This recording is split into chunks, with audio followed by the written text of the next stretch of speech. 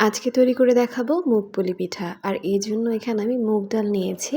মুগ ডালটাকে ভালো করে ভেজে নিতে হবে। এখন মুগ ডালটাকে সামান্য লবণ দিয়ে সিদ্ধ করে নিয়েছি।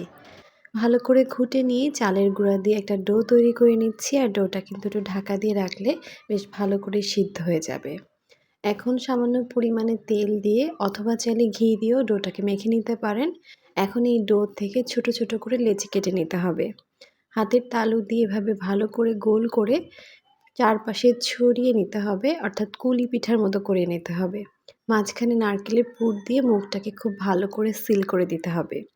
ব্যাস হয়ে গেল। এখন চলুন তিলে গড়িয়ে নিই। তিলে না গড়িয়েও কিন্তু আপনি এগুলোকে ভেজে নিতে পারেন, তবে তিলে গড়িয়ে নিলে স্বাদটা কিন্তু বেশ মজার হয়। তাই এভাবে আমি গড়িয়ে নিয়েছি। এখন এখানে চিনির শিরা করে নিয়েছি, আর চিনির শিরার মধ্যে পিঠাগুলোকে দিয়ে খুব ভালো করে মিক্স করে নিতে হবে। উপরে সামান্য চিনির সাদা সাদা অংশ লেগে থাকবে, খেতে কিন্তু খুবই ভালো লাগবে। ব্যাস তৈরি হয়ে গেল ঝটপট মুগ পুলি পিঠা। চাইলে চিনির শিরার মধ্যে না গড়েও কিন্তু পিঠাটা বানিয়ে নিতে পারবেন। খেতে কিন্তু অসম্ভব ভালো লাগে। বাসায় ট্রাই করবেন। আল্লাহ হাফেজ।